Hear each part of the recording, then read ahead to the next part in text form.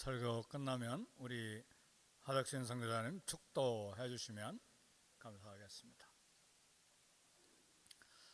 2025년도를 영원한 과거로 보내고 2026년도를 맞이해서 새해 첫 번째 주일 예배를 우리가 함께 드립니다. 새해가 되면 사람들은 많은 희망을 품고 서로가 복을 비는 문화가 있습니다. 그래서 우리는 새해 복 많이 받으세요, 해피 뉴 이어 인사들을 다 하죠. 건강의 복을 빌고 성공의 복을 빌고 평안의 복을 비는 것이 새해 인사입니다.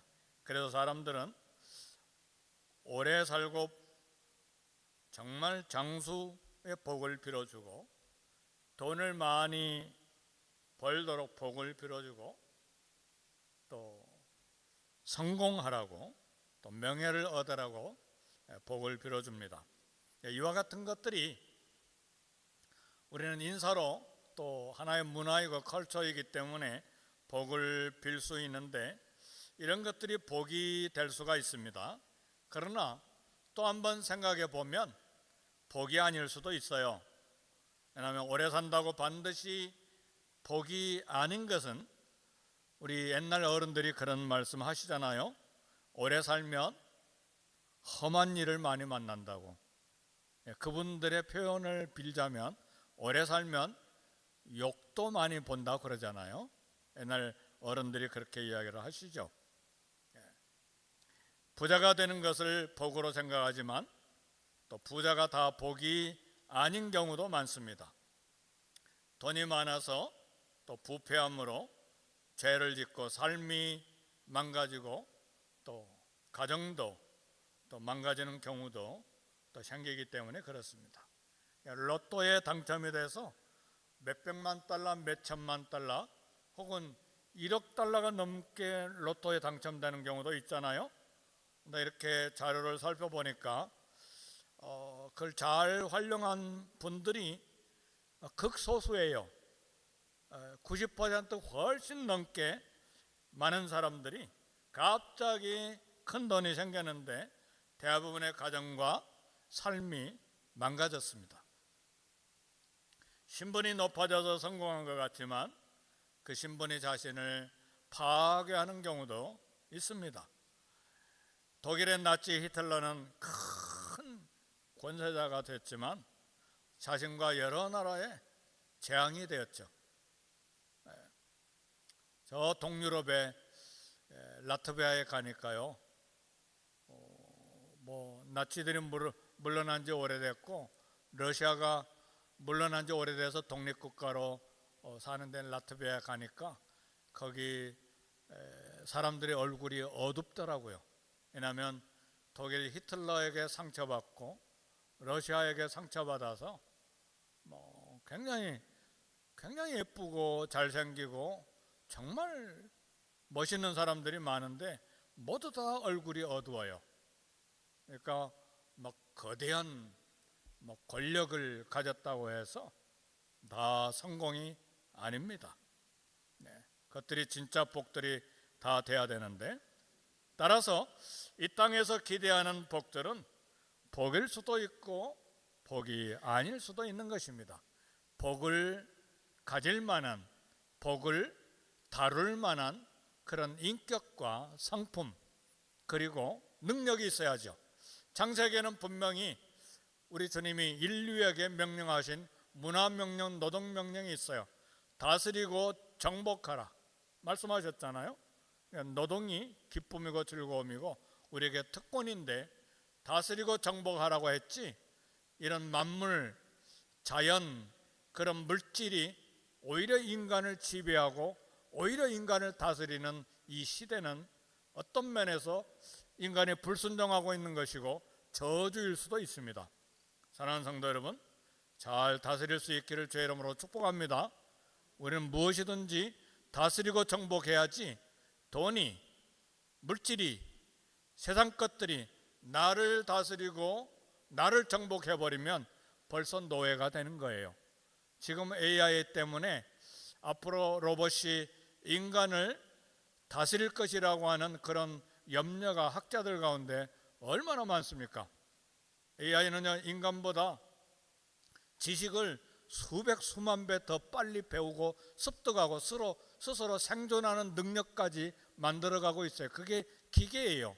그래서 옛날에 무슨 영화에 보면 로봇이 인간을 노예로 부리고 있잖아요. 그게 실제 사건으로 될 날이 가까이 왔어요.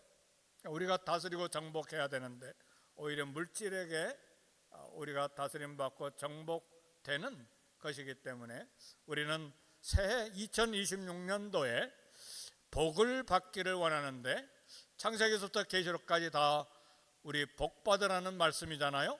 근데 그 복이 어떤 복인가?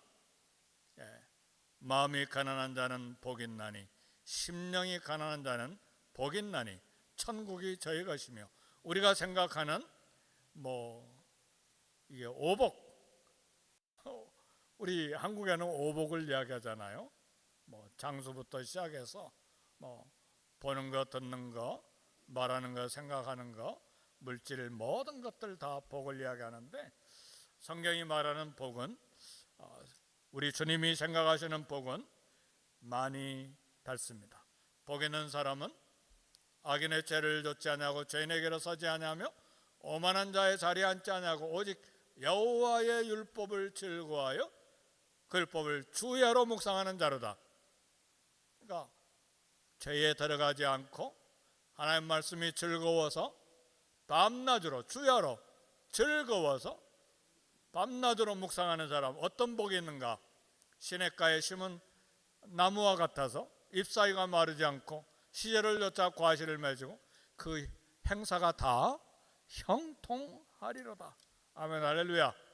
그러니까 우리는 창세기에서 계시록까지 하나님이 이야기하시고 하나님이 우리에게 주시기를 원하시는 복들이 무엇인가를 생각해야 되는데, 오늘은 이 땅의 복들은 참 오래가지 못하고 이 세상에 잠깐 동안 사용할 편안함을 주는 것들 뿐인데, 오늘 진짜 하나님 우리에게 주시는 복이 있어요. 우리 예수님이 말씀하시는 심령이 가난한 자는 복이 있나니 천국이 그들의 것이며, 여기에 사용되는 헬라의 복이라는 말은 즐거움이라는 뜻도 들어있는 단어입니다.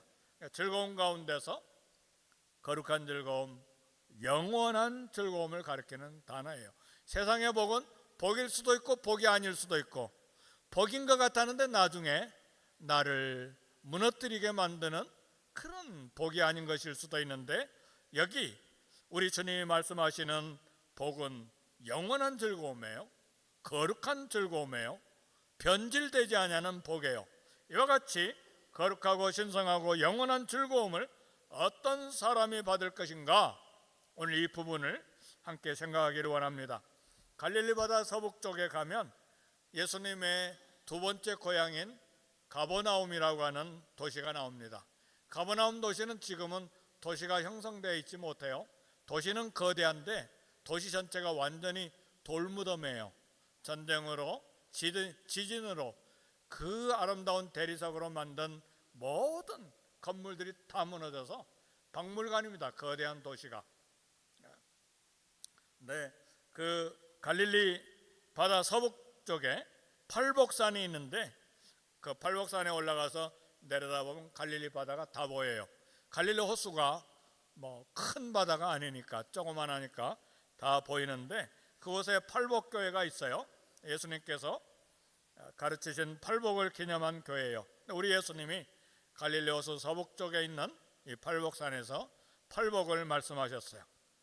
네, 심령이 가난한 자는 복이 있나니 그랬는데, 세상은 부자는 복이 있나니 그렇게 말하죠.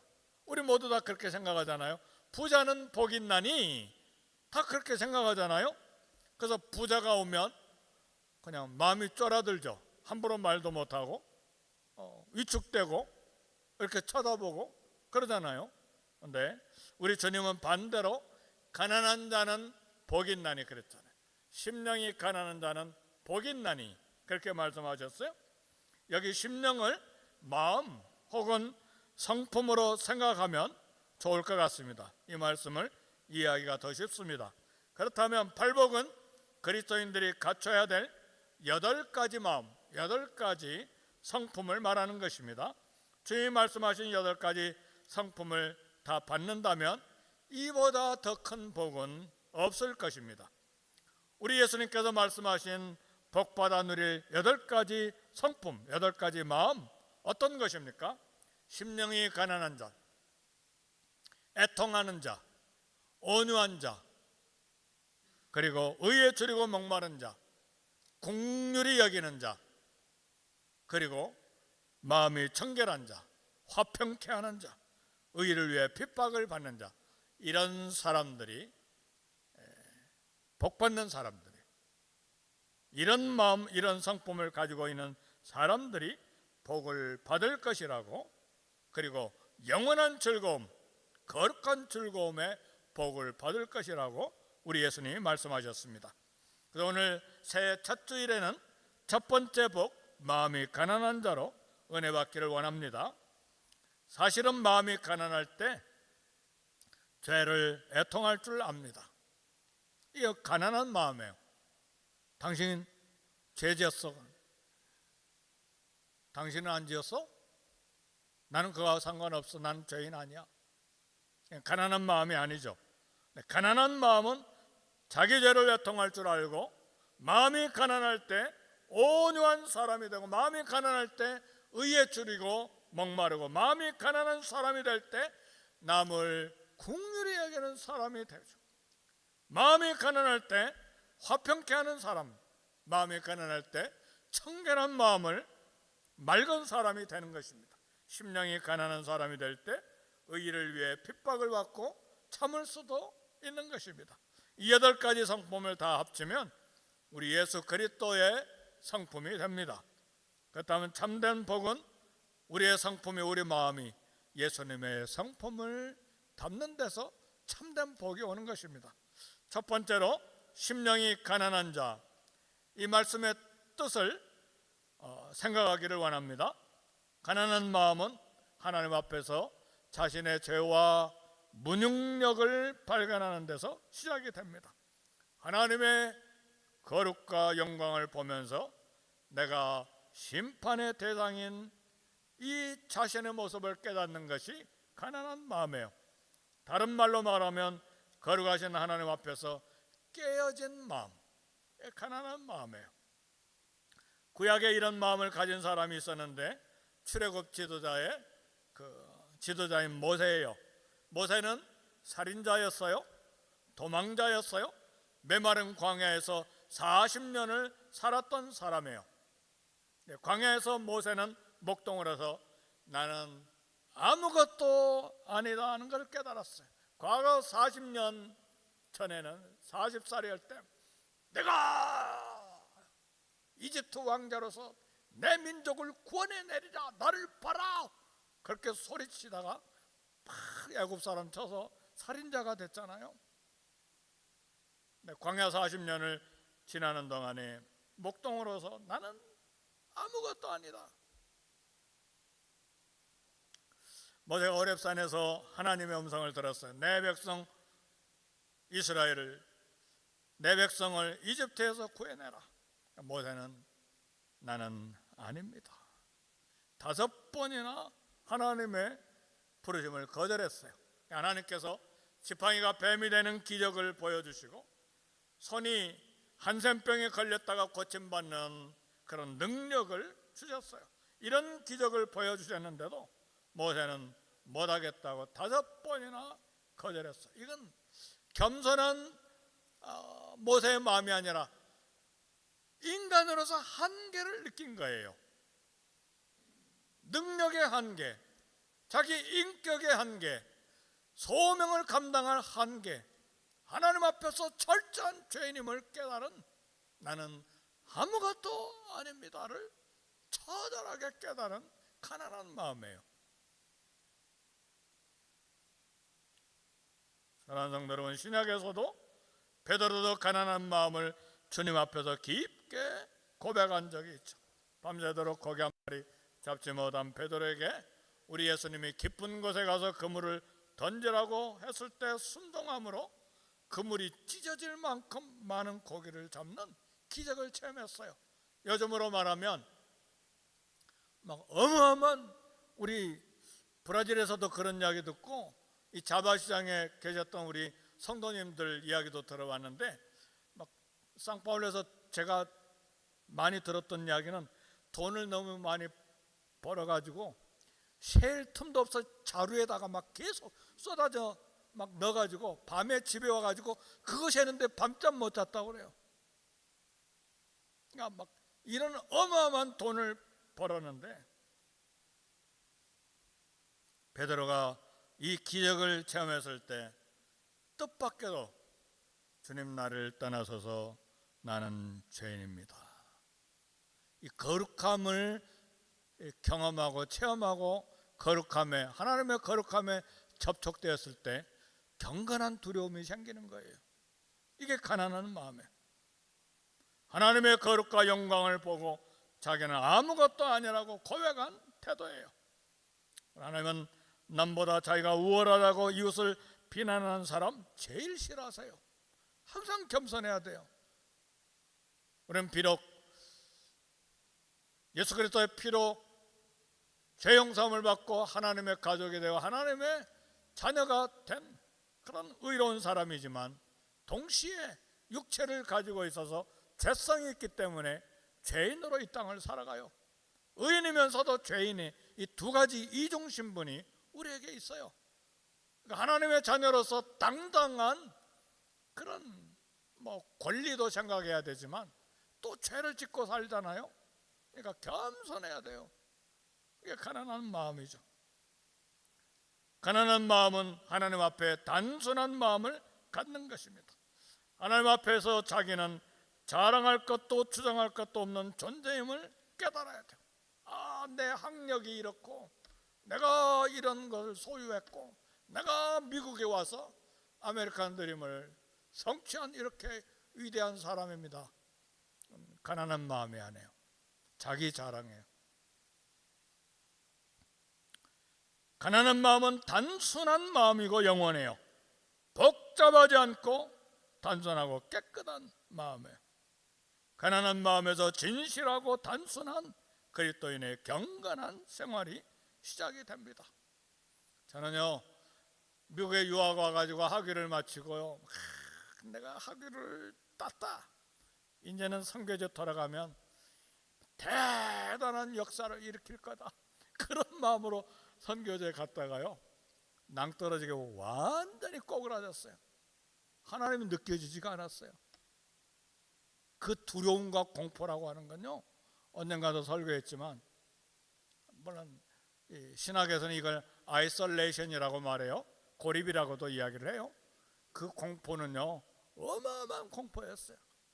18년 사역을 마치고 뒤를 돌아보니까 브라질 남미를 다 불태우리라 했던 막 그렇게 생각했는데, 18년 뒤돌아보니까 제가 18년 동안 살았던 골목 다 전도 못했어요. 브라질은 뭐고 아마존은 뭐고 중남미 불태우는 거 어디가 있어요. 사람이 이게 깨닫지 못하고 철들지 못하면 엉뚱한 생각하고 교만하게 돼 있어요.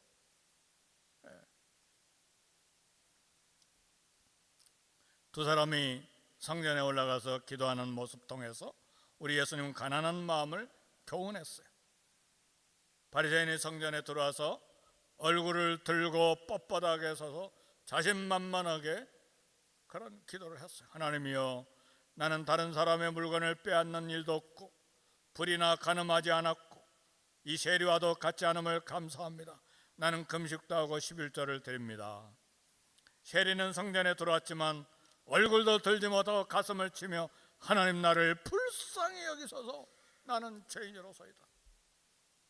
예수님은 하나님께서 누구의 기도, 바리새인의 기도 아니면 세리의 기도, 누구의 기도를 들으셨는가를 이야기하셨어요. 바리새인의 마음은 가난한 것이 아니라 스스로 자신을 대단하게 생각한 거죠. 바리새인의 마음은 자랑이 가득했고 교만으로 가득하게 넘쳐 있었어요. 반면에 세리는 자신이 토색하고, 토색은 남의 걸 빼앗는 걸 말해요.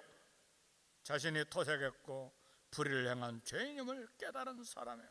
하나님 앞에서 큰 죄인임을 깨닫고 얼굴도 들지 못하고 막 가슴을 치며 하나님 나를 불쌍히 여겨주세요. 나는 죄인으로서이다. 여러분, 캐톨릭의 영성신학자 중에 한 사람, 헨리 나운이라는 사람 아시죠? 몇 년 전에 세상을 떠났죠. 그분이 그 책에 이야기를 했어요. 여러분, 하나님 나를 불쌍히 여겨서 나는 죄인으로서이다, 이 말을 5,000번만 기도하면 하나님 마음을 알게 될 것입니다. 하나님 마음과 연결이 될 것입니다.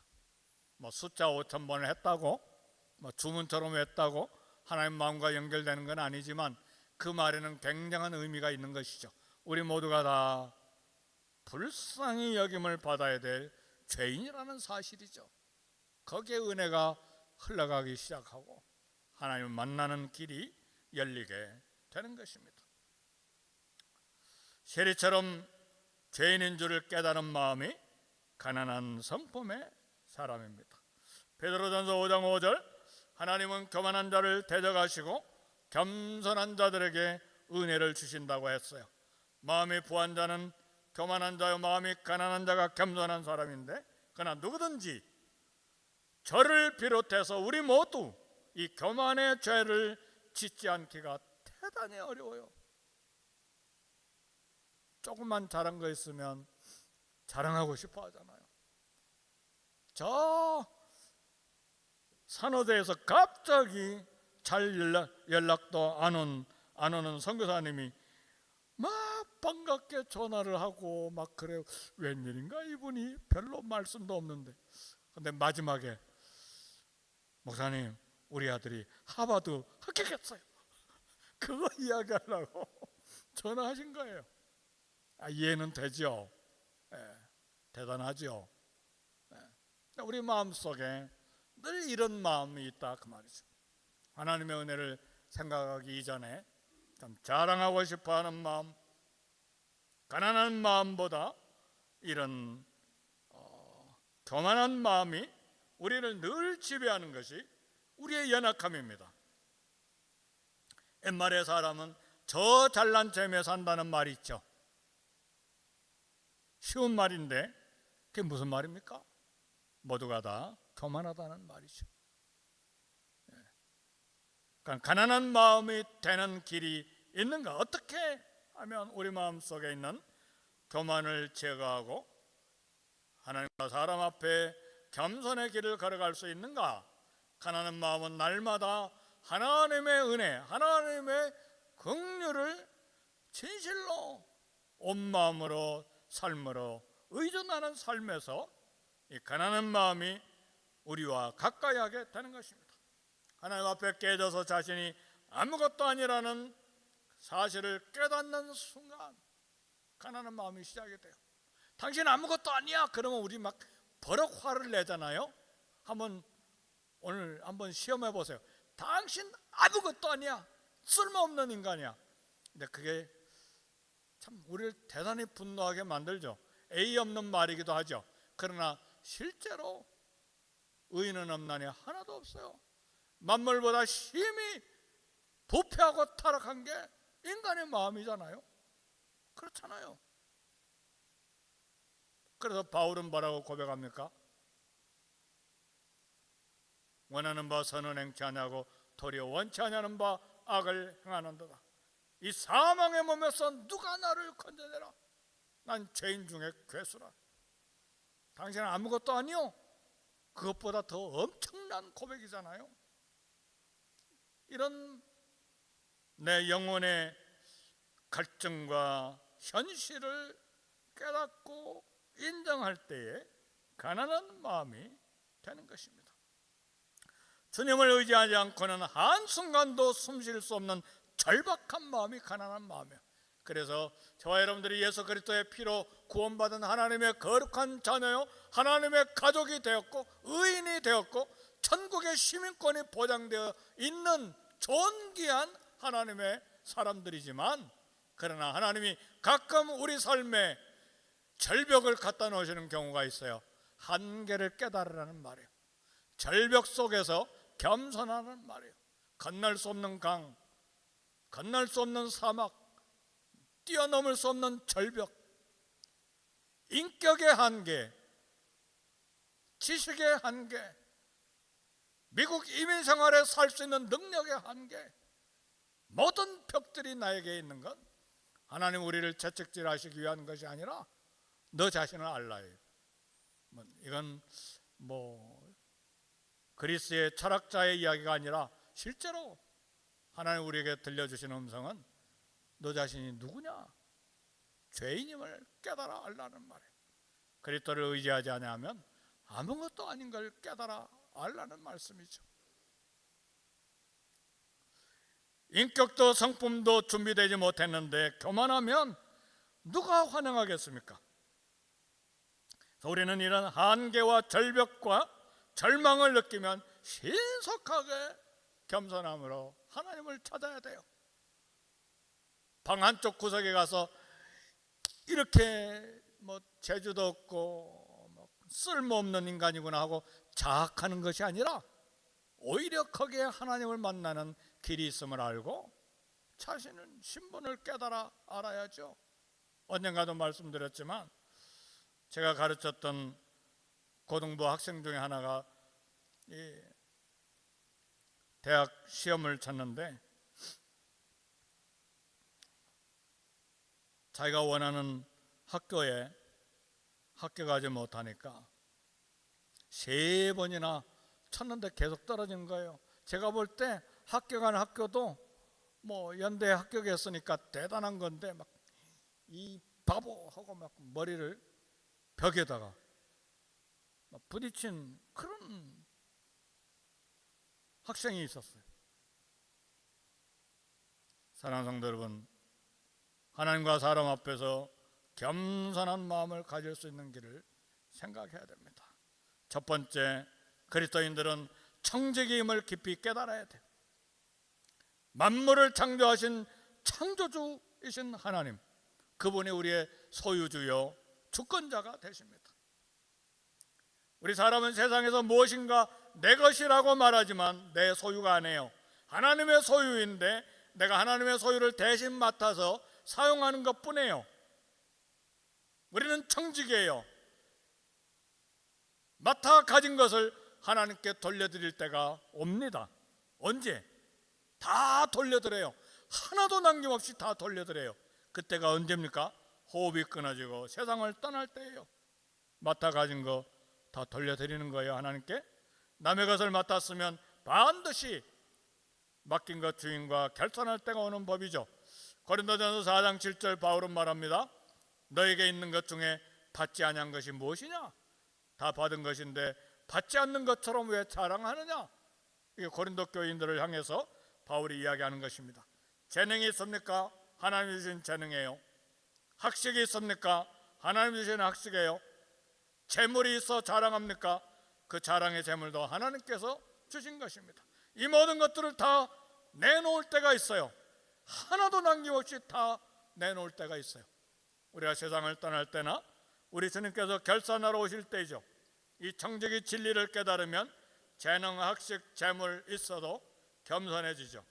하나님의 뜻을 이루기 위해서 하나님께서 잠시 우리에게 맡겨주신 것뿐입니다. 그래서 재능과 학식과 물질을 가지고 하나님 영광을 위해서 쓸 사명이 우리에게 있습니다. 이 모든 건 내 소유라고 생각할 때 자랑하게 되고 교만하게 되는 것입니다. 욥의 고백처럼 알몸으로 왔다가 알몸으로 되돌아가는 인생이죠. 청지기임을 알고 어떤 은혜를 주셨던지 겸손히 사용하는 것이 가난한 마음입니다. 가난한 마음을 가지려면 죄를 고백해야 될 죄인임을 아는 것입니다. 나는 깨끗해. 우리 어떤 선교사님은 늘 반복해서 이야기하지만 우리 인간이라고 하는 건 죄 장아찌다. 장아찌는 아무리 속을 파고 들어가도 끝까지 파고 들어가도 시커멓잖아요. 그게 장아찌잖아요. 아무리 어렵고 깨끗하게 사는 것처럼 보이지만 우리 내면의 깊숙이 들어가면 죄성이 뿌리 깊게 들어가 있잖아요. 그래서 그 거룩하고 위대한 사도 바울도 이 사망의 몸에서 누가 나를 건져내라 고백한 것이죠. 예수님의 눈에 비친 우리 사람의 마음에 나오는 것이 무엇입니까? 밖에서 입으로 들어가는 것이 사람을 더럽게 하는 것이 아니라 입에서 마음에서 나오는 것이 사람을 더럽게 한다고 말씀했어요. 마음에서 나오는 것은 악한 생각, 살인, 간음, 음란, 도적질, 거짓 증언, 비방이니 이런 것들이 사람을 더럽게 하느니라.